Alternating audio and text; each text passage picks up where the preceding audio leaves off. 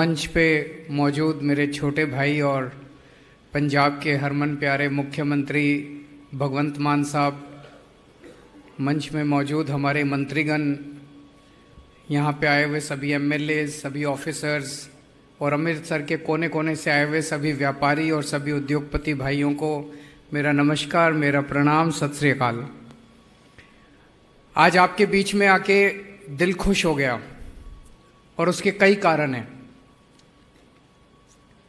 इसी हॉल में हम कई मीटिंग्स कर चुके हैं पिछले 5-6 साल में। चुनाव के पहले आया करते थे और यहाँ इतना दुख और इतना लोग इतने दुखी होते थे, अपनी समस्याएं बताते थे, हम गारंटी देते थे और कोई अंत नहीं था समस्याओं का और कोई दुखी होने का। उसके बाद हमारी सरकार बनी, धीरे धीरे जब हमारी सरकार बनी इतनी सारी समस्याएं थी 75 साल की। 75 साल में इन्होंने पंजाब का बेड़ा गर्क करने में कोई कसर नहीं छोड़ी थी।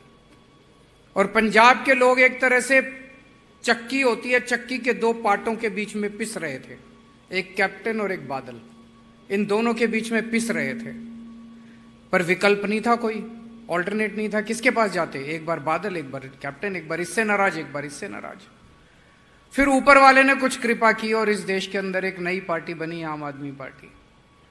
पहले दिल्ली के अंदर सत्ता आई, उसके बाद पंजाब के अंदर दिल्ली की महक आई कि दिल्ली में बड़े अच्छे काम हो रहे हैं और पंजाब में आप लोगों ने जिम्मेदारी दी।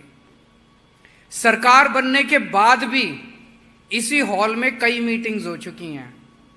जब आते थे तो शुरू में उम्मीदें इतनी ज्यादा थी, लोगों को लग रहा था बस सरकार बन गई, अब 24 घंटे में सब ठीक हो जाएगा।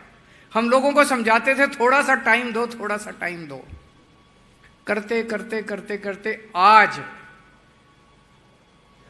लोगों के अंदर खुशी का माहौल दिखाई दे रहा है। लोग खुश नजर आ रहे हैं, उद्योगपति खुश नजर आ रहे हैं, व्यापारी खुश नजर आ रहे हैं। कई सारी, मैं ये नहीं कह रहा समस्याएं सारी दूर होगा, अभी बहुत समस्याएं हैं, बहुत सारी समस्याएं दूर करनी है, लेकिन आज लोगों के चेहरे पे खुशी है। वो कह रहे हैं सर ये भी हो गया, ये भी हो गया, ये भी हो गया, अभी ये बाकी है। और जिस तरह से समीर जैन साहब भावुक हुए, उनको देख के मैं भी भावुक हो गया। मुझे भी लगा वो उनकी फीलिंग्स थी, वो उन्होंने कोई एक्टिंग नहीं की। जिस तरह से और सभी दुग्गल साहब, शर्मा जी, मैं देख रहा था, नोट कर रहा था मैं, कई सारे जिस तरह से लोगों ने अपनी अपनी बातें रखी, सबने कोई बनावटी नहीं कर रहा था, सब अपने अपनी फीलिंग्स का इजहार कर रहे थे। ये बात बिल्कुल सही है कि आज जिस तरह से हम 2 मुख्यमंत्री आपके सामने बैठ के आपकी समस्याओं को सुन रहे हैं, यही अपने आप में बहुत बड़ी बात है। समाधान भी होगा, मैं ये नहीं कह रहा केवल सुन के चले जाएंगे। जितनी बार आए हैं आपकी समस्याएं, 100 समस्याएं देते हैं, हम कोशिश करते हैं सारा समाधान करने की, कुछ रह भी जाती हैं उनका भी समाधान होगा। आज भी आपने जितनी समस्याएं दी हैं उनका भी समाधान होगा। लेकिन क्या 75 साल में कभी किसी सरकार ने इस तरह से बैठ के आपके साथ बातचीत की? नहीं की। उन्होंने कभी आपको अपने बराबर समझा ही नहीं। पहली बार एक सरकार आई है जो इस तरह से आमने सामने बैठ के बात कर रही है आपकी समस्या। हम आपकी इज्जत करते हैं। पुरानी सरकारें आपको चोर समझती थी, पुरानी सरकारें समझती थी व्यापारियों से जितना चूस सकते हो चूस लो। आपकी याद कब आती थी? उनको चुनाव में याद आती थी। किस लिए याद आती थी? डोनेशन के लिए याद आती थी।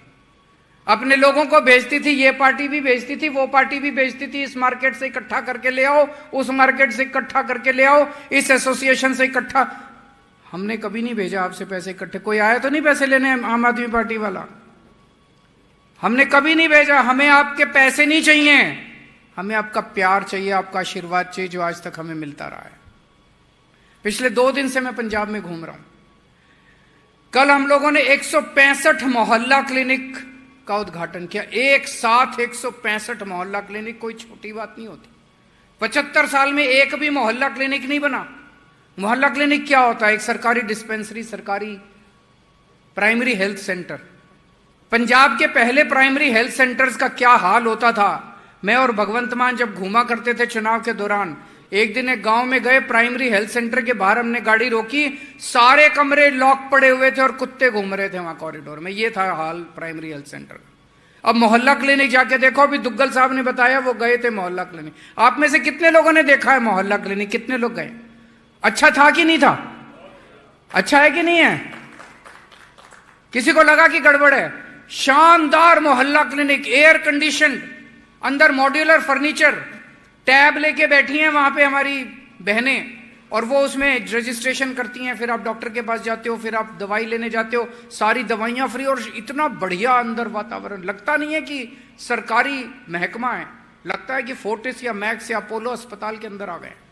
इतना शानदार 829 मोहल्ला क्लिनिक केवल 2 साल के अंदर बन के तैयार हो गए। पूरे पंजाब के कोने कोने के अंदर लेके जाएंगे। अगर आप लोग मोहल्ला क्लिनिक में जा रहे हो, इस कमरे में जितने लोग बैठे हैं सारे अमीर लोग हैं, भगवान ने काफी कुछ दिया आप लोगों को। अगर आप लोग भी अपना इलाज मोहल्ला क्लिनिक में करा रहे हो, ये सबसे बड़ा सर्टिफिकेट है हमारा कि शानदार है मोहल्ला क्लिनिक। अब सारे अस्पतालों को ठीक कर रहे हैं। आज हमने 13 नए स्कूलों का उद्घाटन किया, स्कूल ऑफ एमिनेंस। आज लुधियाने के अंदर कौन सी जगह थी वो? इंदिरापुरी के अंदर हमने लुधियाने में एक नए ऐसा शानदार स्कूल। उस स्कूल में मैं चैलेंज करता हूं, अगर उस स्कूल में जितनी फैसिलिटीज है, अगर कोई प्राइवेट सेक्टर वाला वैसा स्कूल बनाएगा, कम से कम 10 से 15 हजार रुपए महीने की फीस रखेगा। हर क्लासरूम के अंदर शानदार मॉड्यूलर फर्नीचर है, बच्चों के डेस्क हैं, उसमें प्रोजेक्टर लगा हुआ है। क्लासरूम, हर क्लासरूम में प्रोजेक्टर लगा हुआ है, क्लास बोर्ड स्मार्ट बोर्ड है, वहां पे एक बास्केटबॉल कोर्ट है, एक लॉन टेनिस है, स्विमिंग पूल है। सरकारी स्कूल के अंदर स्विमिंग पूल है। कभी देखा था सरकारी स्कूल में? पूरे पंजाब में एक भी प्राइवेट स्कूल बता दो जिसमें सरकारी स्विमिंग पूल होगा। मैं आज चैलेंज करता हूं, हम वहां पे बच्चों से मिले, वहां पे कई बच्चे प्राइवेट स्कूल से नाम कटा कटा के आए हुए थे। पेरेंट्स से मिले, कई पेरेंट्स ने बताया कि उन्होंने अपने बच्चा का नाम सरकारी स्कूल प्राइवेट से कटा के सरकारी स्कूल में। यहां पे अमृतसर के अंदर 4 स्कूल ऑफ एमिनेंस खुल चुके हैं। अगर आप में से किसी ने नहीं देखा, एक बार जरूर देख के आना। नहीं, अब तो 4 खुल गए हैं। पहला जो बना था अमृतसर में बना था, और उसके बाद अब 3 और आज उद्घाटन हो गया। 4 अमृतसर के अंदर स्कूल ऑफ एमिनेंस, सरकारी स्कूल। मैं आपको चैलेंज करता हूं, एक बार मेरे कहने से, केजरीवाल रिक्वेस्ट कर रहा है, एक बार मेरे कहने से अगले हफ्ते के अंदर आप अलग अलग स्कूल ऑफ एमिनेंस देख के आना। जहां आज आपके बच्चे प्राइवेट स्कूल में पढ़ रहे हैं, आपका मन करेगा आप अपने बच्चे को प्राइवेट से नाम कटा के सरकारी स्कूल के अंदर भर्ती करा दें। हम राजनीति में पैसा कमाने नहीं आए, हम राजनीति में सत्ता के लिए नहीं आए, हम राजनीति में पुण्य कमाने के लिए आए हैं, धर्म के हिसाब से काम करने के लिए आए। ये मौका दिया ऊपर वाले ने। मैं क्या था? मैं कुछ भी नहीं था, एक मामूली सा अफसर था। उसके बाद मैं दिल्ली की झुग्गी झोपड़ियों के अंदर काम किया करता था, नौकरी छोड़ दी थी मैंने बहुत पहले। भगवंत मान क्या था? एक कलाकार था। ये तो आप लोगों का प्यार, पता नहीं पिछले जन्म में कुछ हमने पुण्य कमाए होंगे, आप लोगों ने इतना प्यार दे दिया, इतनी बड़ी जिम्मेदारी दे दी हम लोगों को। 7 जन्मों के अंदर भी आपका एहसान नहीं पूरा कर सकते हम लोग। तो जितना मौका मिलता है हम कोशिश करते हैं आपकी समस्याओं का समाधान करने की। और जितना आज आप जब बोल रहे थे और आप कह रहे थे कि हमारा ये काम भी हो गया, ये काम भी हो गया, अब ये बाकी है, सुकून मिल रहा था कि यार जिन लोगों ने हमारे ऊपर इतना एहसान किया उनका कुछ तो किया हम लोगों ने। आप खुश रहें, यही हमारी इच्छा है। बहुत सारी पॉइंट्स आज हम लोगों ने नोट किए हैं। एक खासकर सबसे बड़ा इंपॉर्टेंट पॉइंट था, मैंने बोला है, पेमेंट की बड़ी दिक्कत आती है व्यापारियों को, कि पेमेंट फंस जाती है। यह सबसे बड़ी दिक्कत आती है। मुझे खुशी है, किसी ने बताया यहाँ पे, दुग्गल साहब ने बताया कि गुजरात में भी, तेलंगाना में भी कुछ उन्होंने पुलिस का एक विंग बनाया है। मैंने चीफ सेक्रेटरी साहब से भी रिक्वेस्ट किया है कि इसको थोड़ा एग्जामिन करेंगे ताकि आप लोगों को इसकी सहूलियत दी जा सके। और बहुत सारे पॉइंट्स ऑलरेडी। एक चीज आपको नोट करनी चाहिए, सबसे बड़ा फर्क पुरानी सरकार और हमारी सरकार के अंदर एक ही है, नीयत का। हमारी नीयत साफ है। अगर हमें पैसे कमाने होते, भाई साहब आज हम इस हॉल के अंदर नहीं बैठे होते। जब मेरे पास मुख्यमंत्री के तौर पे फाइल आती है, उस फाइल पे मैं देखता हूं, अगर मेरे मन की नीयत खराब है, मैं ये देखता हूं इसको कैसे मैं कितने पैसे कमाऊं।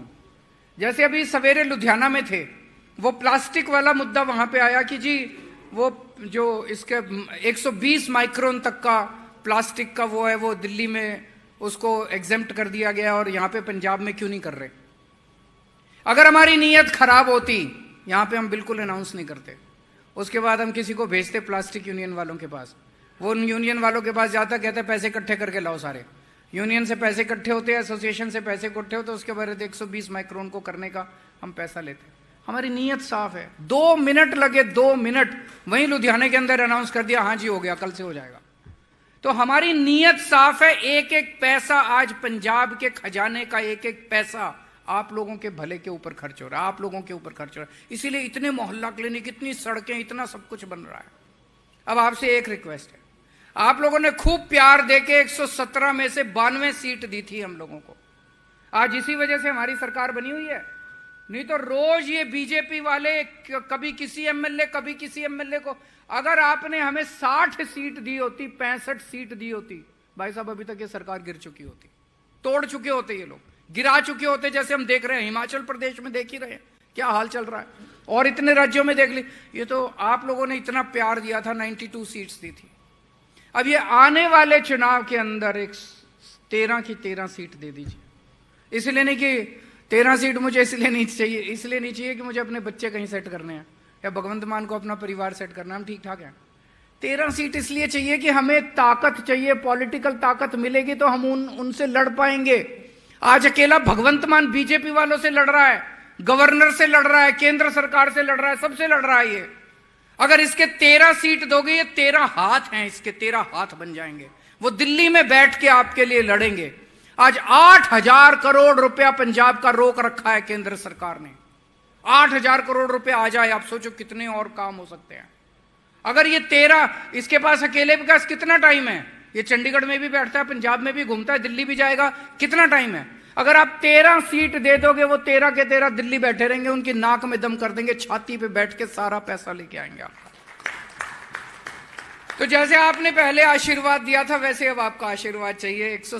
13 की 13 सीट आप दे दीजिए, ताकि पंजाब की जो गति चल रही है विकास की, ये और बहुत तेजी से चल सके। आप लोगों का बहुत प्यार मिला है, बहुत आशीर्वाद मिला है, आप लोगों का तहे दिल से बहुत बहुत शुक्रिया। Thank you.